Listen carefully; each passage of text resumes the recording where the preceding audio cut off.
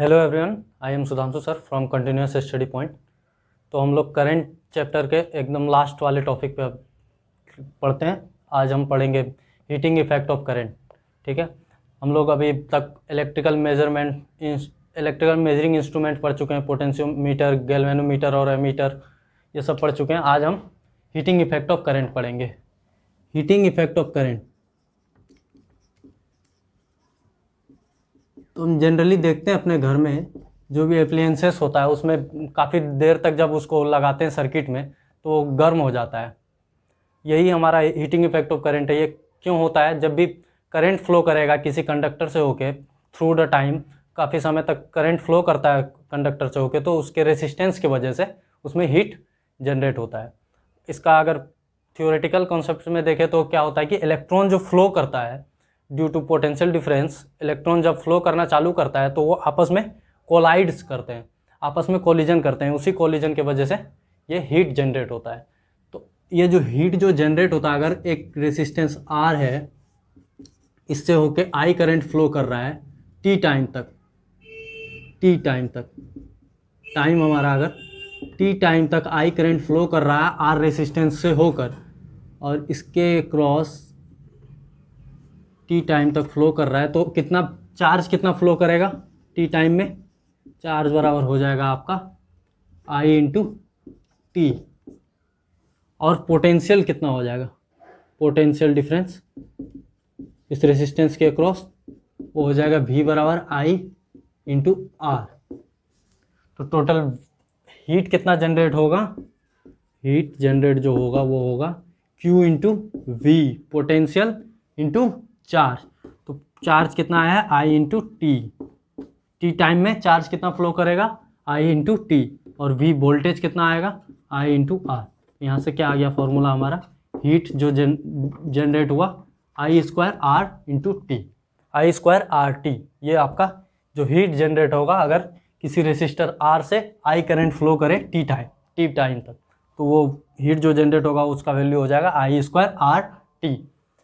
और इसको पोटेंशियल के टर्म में भी लिख सकते हैं, I इंटू आर भी। तो यहाँ से हो जाएगा I इंटू आर को आप भी लिखो तो हो जाएगा ये V स्क्वायर बाय I को रिप्लेस कर दो V बाय आर से, तो V square by R into T हो जाएगा।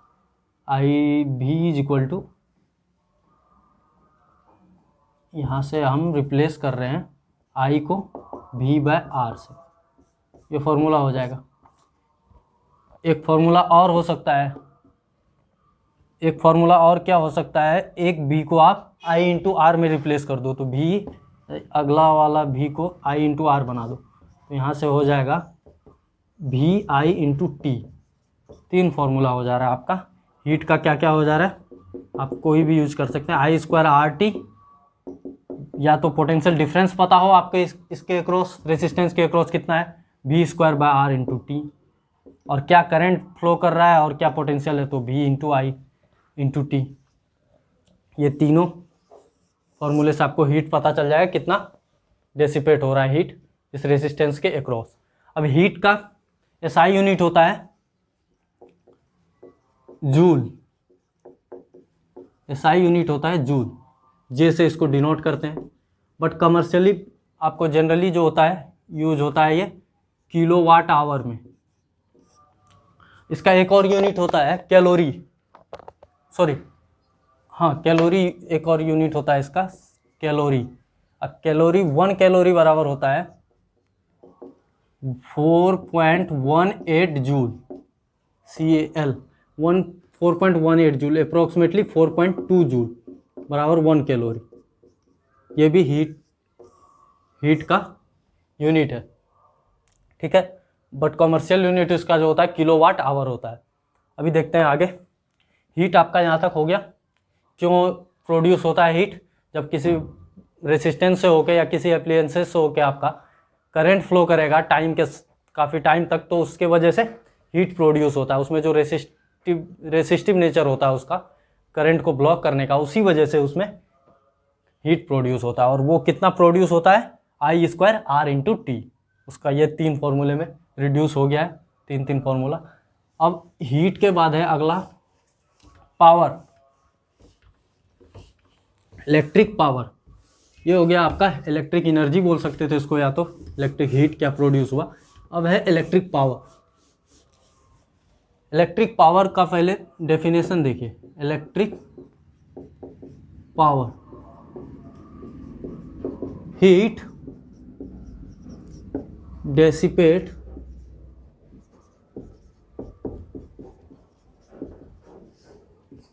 Per unit time, heat dissipate per unit time is called electric power. Electric power जितना कितना होगा किसी सर्किट के अक्रॉस, वो कितना हीट डेसिपेट कर रहा है पर यूनिट टाइम में, वही आता है। और इलेक्ट्रिक पावर को P से डिनोट करते हैं।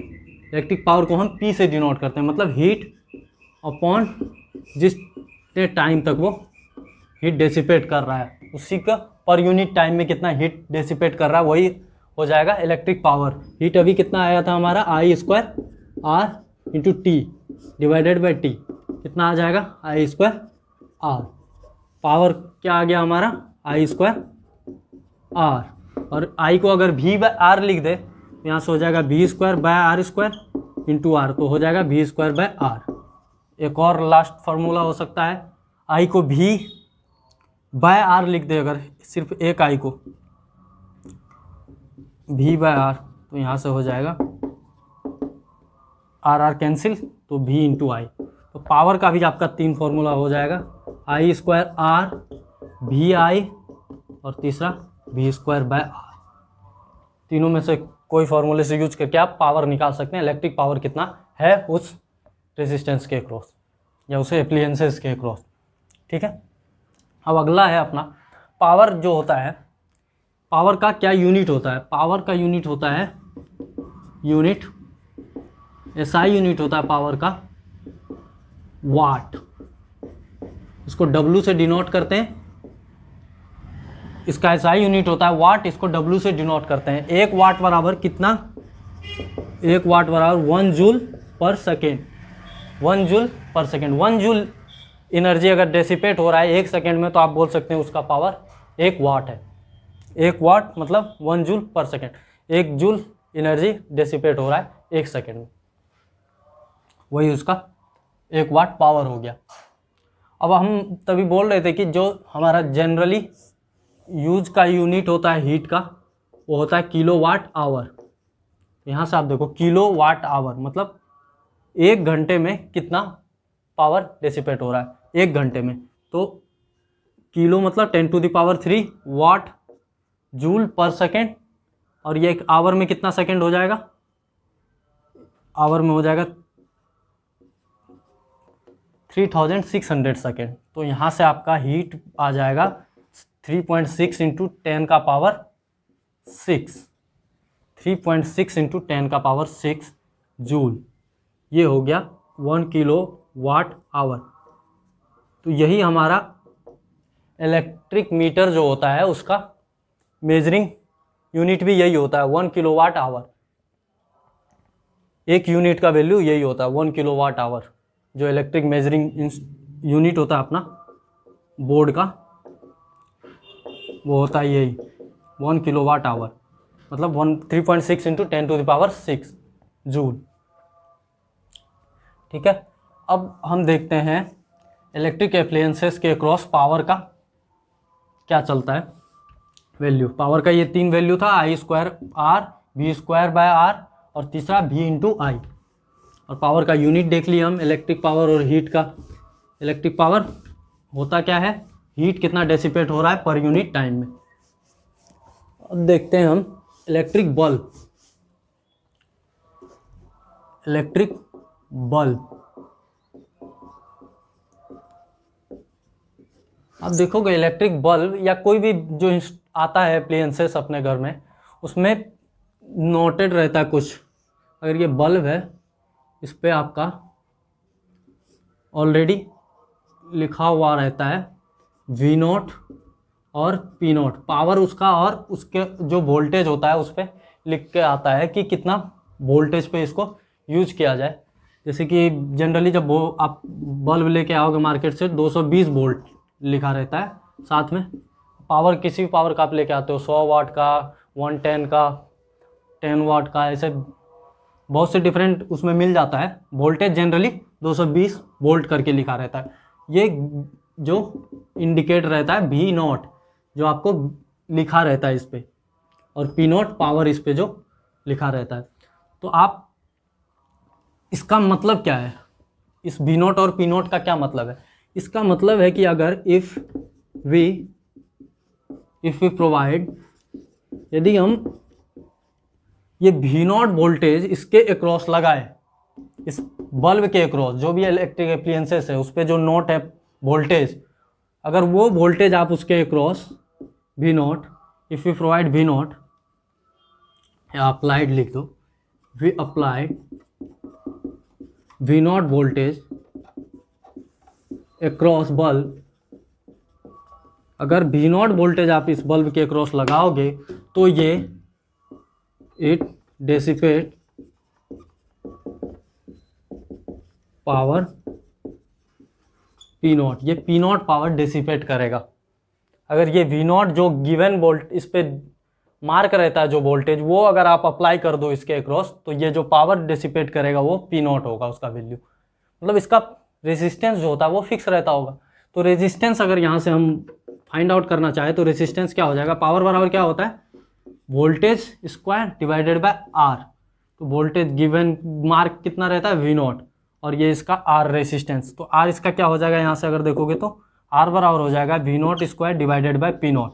जो इसका मार्क जो इस पे रहता है उसको यूज करके आप इसका रेजिस्टेंस यहाँ से फाइंड आउट कर सकते हो। V नॉट इस पे जो मार्क वोल्टेज रहता है जिस पे इसको यूज करने के लिए, वो इसके बारे में भी आगे डिस्कस करते हैं। ये V नॉट जो इस पे मार्क रहता है वो है ये, और ये P नॉट है इस पे जो मार्क रहता है, उससे आप इसका रेजिस्टेंस फाइंड आउट कर सकते हैं। बल्ब का आपको रेजिस्टेंस यहाँ से पता चल गया। तो अब देखते हैं हम इसी बल्ब को, अगर तो इस अभी बात कर रहे थे हम V नॉट का। V नॉट क्या होता है एक्चुअल में, ये V नॉट जो है, अगर ये 220 वोल्ट दे रखा है आपका, लेट V नॉट जो दे रखा है ये 220 वोल्ट है। इसका कहने का मतलब है अगर ये V नॉट 220 वोल्ट है, अब अगर आप इसको, इस बल्ब को ले जाके 220 वोल्ट से ज़्यादा वाले सर्किट में अगर आप कनेक्ट कर दोगे, इफ़ दो केस देखते हैं, इफ़ V अप्लाइड जो हम करेंगे वोल्टेज, अगर वो ग्रेटर देन हो जाए ये V नॉट, अगर 220 वोल्ट से ज़्यादा वोल्ट इसके अक्रॉस आप अप्लाई कर दोगे तो आपका जो बल्ब हो जाएगा वो डैमेज हो जाएगा। डैमेज बोले तो फ्यूज हो जाएगा, मतलब वर्क नहीं करेगा, आप इसी को फ्यूज्ड भी बोल सकते हैं। अगर मतलब ये वर्क कब करेगा, उसके लिए है कि अप्लाइड वोल्टेज आपका मैक्स टू मैक्स कितना होना चाहिए, अप्लाइड वोल्टेज लेस देन या इक्वल टू V नॉट होना चाहिए। V नॉट से ज़्यादा वोल्टेज आप उसके अक्रॉस अप्लाई नहीं कर सकते। आप V नॉट वोल्टेज तक अप्लाई करोगे तो ये प्रॉपरली वर्क करेगा, वर्क प्रॉपरली। किसी भी अप्लायंसेस का ये फिक्स होता है कि आप उससे ज़्यादा वोल्टेज उसके अक्रॉस अप्लाई नहीं कर सकते। अगर उससे ज़्यादा करोगे तो वो डैमेज हो जाएगा, वर्क नहीं करेगा। यही इसका मेन फंडा था, और ये आर आप यहाँ से निकाल के ले आए हैं। अब हम देखते हैं, और पावर का क्या कॉन्सेप्ट है कि पावर जितना जो डेसिपेट करेगा वो उतना ही अधिक ब्राइटनेस होगी। पावर अगर आपका ज़्यादा वो डेसिपेट कर रहा है, कोई एक से ज़्यादा बल्ब लगा हुआ है, जो बल्ब ज़्यादा पावर अगर ज़्यादा डेसिपेट करेगा मतलब ब्राइटनेस उतना ही ज़्यादा होगा। या आप लिख लो कि पावर जितना ज़्यादा डेसिपेट करेगा ब्राइटनेस उसका उतना ही ज़्यादा होगा, ज़्यादा ग्लो करेगा वो। अब हम देखते हैं, एक क्वेश्चन कर लेते हैं, एक सिंपल सा क्वेश्चन कर लेते हैं बल्ब का। तो बल्ब के अक्रॉस हम चेक करेंगे कि अप्लाइड वोल्टेज जो हमारा, जब भी ये चेक करेंगे पहले, कभी भी सर्किट में बल्ब देगा तो चेक करेंगे अप्लाइड वोल्टेज कहीं ये जो इस पर नॉट वोल्टेज रहता है उससे ज़्यादा तो नहीं है। जब उससे ज़्यादा हो गया तो मतलब वो वर्क नहीं करेगा सर्किट में। गिवन है आपको कि बल्ब जो है, बल्ब है जिसका कि गिवन वोल्टेज मतलब वही मार्क वोल्टेज V नॉट दिया हुआ है 220 वोल्ट, और पावर दिया हुआ है पी नॉट 100 वाट का वोल्ट है, बल्ब है, 100 वाट का बल्ब है और 220 वोल्ट। तो इसका आर यहाँ से क्या हो गया, पहले तो आर ही निकाल लेते हैं, V nought square by P nought, ये कितना आ जाएगा 220 इंटू 220 डिवाइडेड बाय 100, 22 इंटू 22, ठीक है, 22 इंटू 22। अब दिया हुआ है क्वेश्चन की आपको, if applied voltage is, if भी अप्लाइड इज 200 वोल्ट, अगर अप्लाइड वोल्टेज आपका 200 वोल्ट है तो कितना ये करंट कितना करंट इससे होकर फ्लो करेगा वो हमको फाइंड आउट करना है। I equal to watt, current क्या फ्लो करेगा बल्ब से होके वो फाइंड आउट करना है, और क्या पावर होगा, क्या पावर डेसिपेट करेगा वो निकाल के लाना है। यहाँ से हम करंट कैसे कैलकुलेट करें, आपको R पता है, सर्किट में आपने अप्लाई क्या है, वोल्टेज कितना अप्लाई किया है, ये 200, R तो आप उसके गिवन डेटा से फाइंड आउट कर लिए, और इसी R का यूज करके अभी हम I निकाल लेते हैं। I बराबर क्या हो जाएगा, जो अप्लाइड हमारा वोल्टेज है बल्ब के क्रॉस डिवाइडेड बाय बल्ब का क्या रेसिस्टेंस है, वो अप्लाइड वोल्टेज 200 है और बल्ब का रेसिस्टेंस यहाँ से आ गया 22 इंटू 22, इतना ओम हो जाएगा आपका, सॉरी इतना एम्पियर हो जाएगा आपका करंट।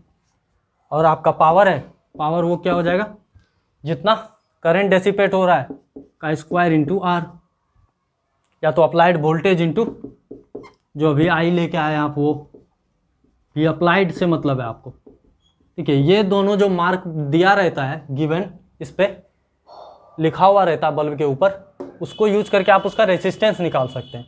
लेकिन आपका जो मेन सर्किट में जो अप्लाई कर रहे हैं वोल्टेज, वो उसी के वजह से करंट आएगा ना। ये वोल्टेज तो अभी आप अप्लाई किए नहीं, तो इस जगह हम ये अप्लाइड वोल्टेज इसीलिए यूज करते हैं। तो यहाँ से आप ये फॉर्मूले से भी निकाल सकते हैं पावर, या तो भी इंटू अप्लाइड जो वोल्टेज था और जो उसके वजह से जो करंट आया उससे भी निकाल सकते हैं, या तो भी अप्लाइड का स्क्वायर डिवाइडेड बाय आर, ये तीनों फॉर्मूले में से किसी से भी आप कितना पावर ये बल्ब डेसिपेट कर रहा है इस सर्किट में ये निकाल के ला सकते हैं। सिंपल है। अब देखते हैं दो बल्ब को हम कनेक्ट करके सीरीज और पैरेलल में।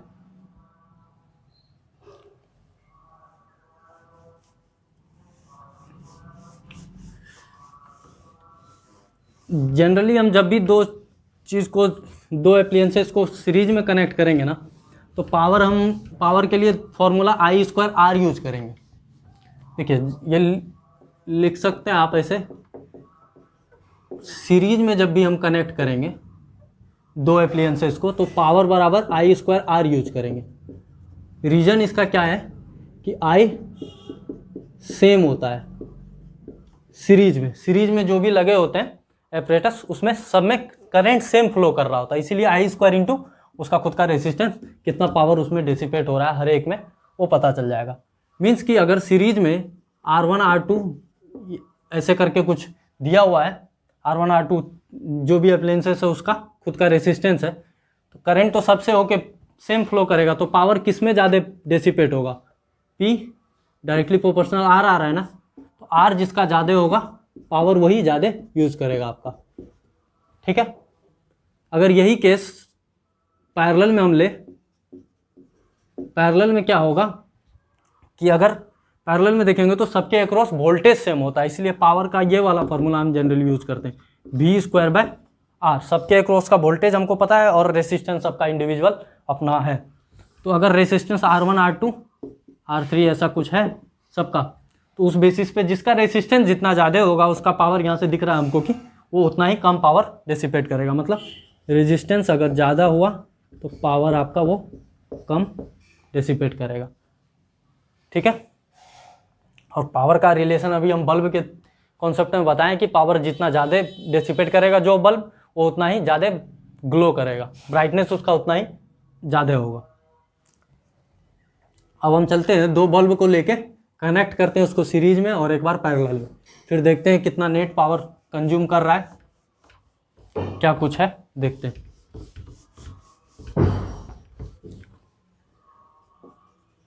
टू बल्ब connected फर्स्ट में सीरीज में कनेक्ट कर दो आप, और सीरीज में हम कनेक्ट कर रहे हैं दो बल्ब को,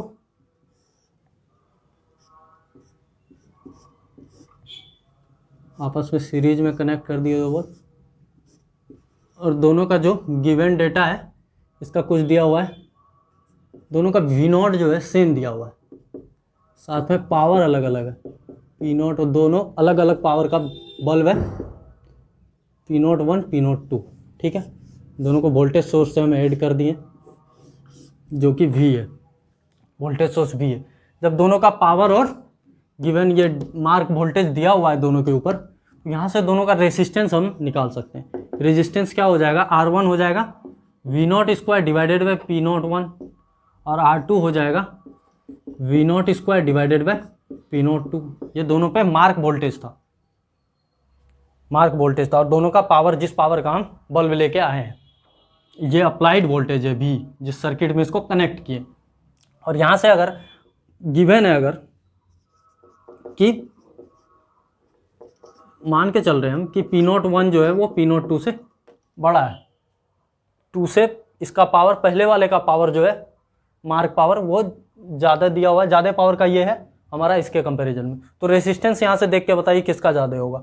अगर हम देखें तो इस फॉर्मूले से रेजिस्टेंस इन्वर्सली प्रोपोर्शनल हो रहा है पावर का, तो जिसका पावर ज़्यादा है उसका रेजिस्टेंस कम रहा होगा, तो R2 हमारा ज़्यादा आ जाएगा। तो यहाँ से अगर R1 दे तो R2 हमारा ज़्यादा आ जाएगा R1 के कंपैरिजन में। ठीक है, और हम सीरीज में एक बात जानते हैं कि सीरीज में करंट जो है फ्लो जो करेगा दोनों बल्ब में सेम फ्लो करेगा। सीरीज में कनेक्टेड है तो दोनों बल्ब में अगर करंट सेम फ्लो करेगा तो किसका पावर ज़्यादा होगा, P बराबर जो पावर होगा इसके क्रॉस जो भी डेसिपेट पावर होगा, और P1 बोलेंगे तो I स्क्वायर R1, अब P2 बोलेंगे अभी जो पावर ये डेसिपेट करेगा एक्चुअली वो आ जाएगा I स्क्वायर R2। दोनों में देख के बताइए, तो R2 हमारा ज़्यादा है R1 से, तो इससे यहाँ से क्या है, सीरीज में आपका R2 ग्रेटर है R1 से, तो यहाँ से P1 P2 ग्रेटर हो जाएगा P1 से, मतलब P2 दूसरा वाला जो बल्ब है ये ज़्यादा पावर कंज्यूम करेगा, मतलब ये ज़्यादा ग्लो करेगा।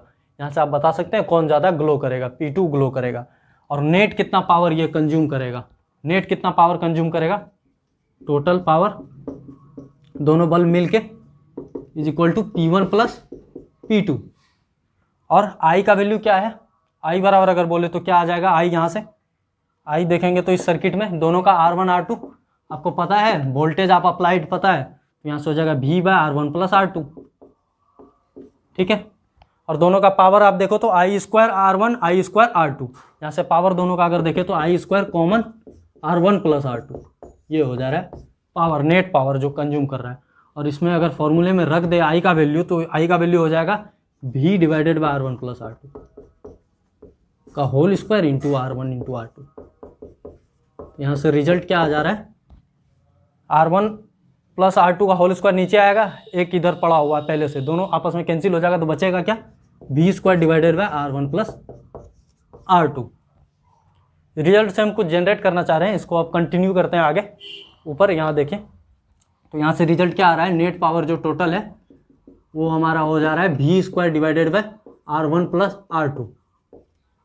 ठीक है, R1 प्लस R2 आप इंडिविजुअली कैलकुलेट कर लीजिए दोनों का, और वहाँ से उसको पुट कर दीजिए। अगर इसी फॉर्मूले से वहाँ पे हम ले जाके पुट करें, यहाँ से हो जाएगा V square divided bye R1 के जगह पे V0 by P, V0 square by P01 plus यहाँ से V0 स्क्वायर बाई P02। और आप देखोगे ध्यान से तो V बाई V0 जो है कॉमन होके इसका होल स्क्वायर कॉमन हो जाएगा, तो यहाँ से इन्वर्सली प्रोपोर्शनल हो रहा है कुछ 0.1 प्लस 1/02, ये P टोटल है, सॉरी इसके आ रहा है 0.1 इंटू 0.2 डिवाइडेड बाई 0.1 प्लस 0.2, ऐसा कुछ आ रहा है रिलेशन। जो नेट पावर आया आपका वो आया V applied divided by V, जो इस पर मार्क वोल्टेज था वो का होल स्क्वायर, और दोनों के पावर का अगर देखोगे तो ये रेसिस्टेंस जब पैरेलल में होता है रेसिस्टेंस तो ऐसा ही आता है ना, इक्विवेलेंट रेसिस्टेंस, तो वो आ रहा है कुछ। तो पावर अगर बोले तो हमारा जो रिजल्ट है, अगर यहाँ तक आप नोट कर लिए तो डायरेक्ट ये वाला रिजल्ट हम यूज करते हैं। अब आगे नीचे इसको इरेज करते हैं और सिर्फ इसको यूज़ करते हैं। देखें तो क्या हो रहा है, पावर का वैल्यू यहाँ से P बराबर आ रहा है V/V0। जो गिवन डेटा है उनके टर्म में हम नेट पावर को कैलकुलेट करके ला रहे हैं। P0 1 plus P0 2। ये देखोगे तो आपको लगेगा कि ये कुछ पैरेलल वाला कम्बिनेशन होता है जब रेजिस्टेंस का वैसा कुछ आ रहा है। अगर आपका दिया हो if V = V0, applied voltage जो है आपका ये मार्क वोल्टेज के अगर बराबर हो जाए तो यहाँ से V/V0 का वैल्यू 1 आ जाएगा, तो सीधा सीधा पावर बराबर हो जाएगा P01 × P02 divided by P01 plus P02। ये सब याद नहीं करना है, जो हम कैलकुलेट कर रहे थे एक्चुअल में वहीं से किए थे हम। I² R1 plus I² R2 से कैलकुलेट किए। तो आप R1 R2 इंडिविजुअली कैलकुलेट कर लो। I आराम से, आपको अप्लाइड वोल्टेज पता है तो I आप कैलकुलेट कर लोगे, वहाँ से I² R1 I² R2 calculate करके ले आओगे। जिन्हें थ्योरेटिकली आप ये बता सकते हो कौन ज़्यादा ग्लो करेगा, वो पता कर लोगे कि पावर कौन जितना डेसिपेट कर रहा है उसके बेसिस पे, है ना।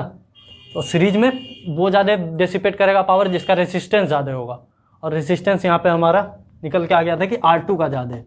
ठीक है, आप इसको यहाँ तक रट तो सकते नहीं है, तो इसको सिर्फ समझने के लिए था कि आप डायरेक्ट फार्मूला में यूज़ करना हम यूज़ कर सकते हैं, नहीं करना चाहे तो नहीं कर सकते हैं। लेकिन अगर सीरीज और पैरेलल का कम्बिनेशन देखेंगे ना तो रिजल्ट जो होता है वो थोड़ा याद करने जैसा लग जाता है। कि अभी आप जब पैरेलल वाले को देखोगे फाइनल रिजल्ट तो आपको अभी पता चलेगा। देखते हैं, जब पैरेलल में कनेक्ट करते हैं बल्ब को, ये सीरीज था, अब हम इसी बल्ब को, दोनों बल्ब को ले जाके पैरेलल में कनेक्ट करते हैं। एक बल्ब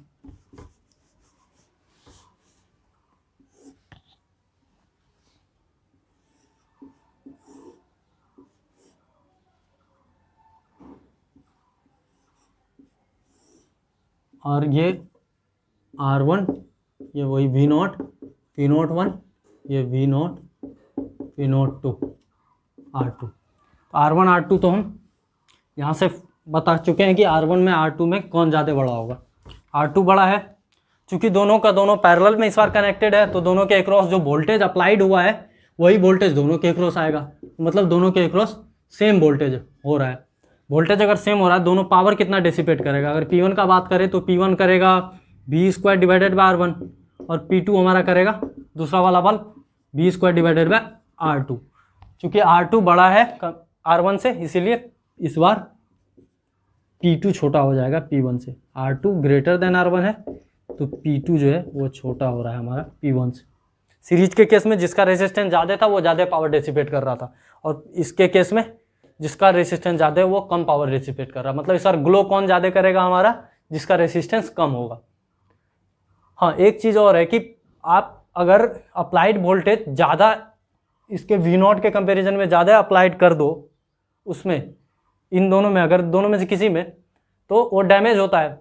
सीरीज में अगर एक बल्ब डैमेज हो जा रहा है, सीरीज में अगर कनेक्ट था ये दोनों बल्ब, अगर एक बल्ब डैमेज हो जा रहा है तो सर्किट यहीं ब्रेक हो जाएगा, तो ये दूसरा वाला बल्ब भी आपका ग्लो नहीं करेगा। लेकिन पैरेलल के केस में है कि अगर ये वाला डैमेज हो जा रहा है तो दूसरा वाले को कोई दिक्कत नहीं है, सर्किट इसके लिए अवेलेबल है, तो ये तभी भी आपका काम करेगा। लेकिन सीरीज के केस में नहीं करेगा। इसीलिए हम सभी एपरेटर्स का इंडिविजुअल कनेक्शन देते हैं हम सर्किट से, ताकि बीच में अगर किसी एक में खराबी आ जाए तो दूसरा नहीं चलेगा। सीरीज का यही प्रॉब्लम है। चलिए आगे देखते हैं इसमें कि पावर का अगर नेट पावर बोला जाए तो नेट पावर कितना डिसिपेट करेगा, P total P1 plus P2।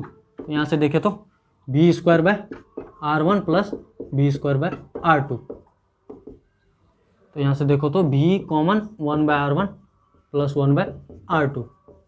R1 R2 का फॉर्मूला जो पहले हम कैलकुलेट किए थे, R1 कितना आया था, इसका खुद का वोल्टेज का स्क्वायर डिवाइडेड बाय P01। ऐसे ही R2 आया था V0² डिवाइडेड बाय V02। आप खुद से इसमें डेटा पुट कर लेना, तो एंड में रिजल्ट आता है V/V0 का स्क्वायर।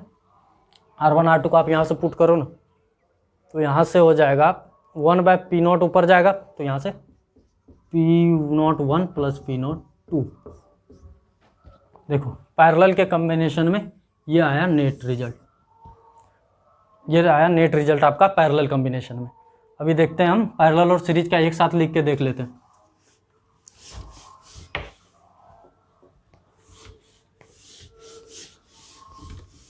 नेट रिजल्ट आप याद करना चाहो तो याद कर सकते हो, और जैसे हम ब्रेक करके किए थे वो भी करना इजी है, क्योंकि सर्किट हम पढ़ चुके हैं, ये बहुत इजी हो जाता है उस मामले में। पावर सीरीज में कितना आया है हमारा, सीरीज में आया था V/V0 का square P01 plus P01 into P02 divided by P01 plus P02, ये आया था हमारा इन केस ऑफ सीरीज। लेकिन पैरेलल के केस में क्या आया था, V/V0 P01 प्लस P02, ये आया था हमारा पैरेलल के केस में। अब एक क्वेश्चन कर लेते हैं इस पे और आज यहीं तक रहने देते हैं। एक क्वेश्चन है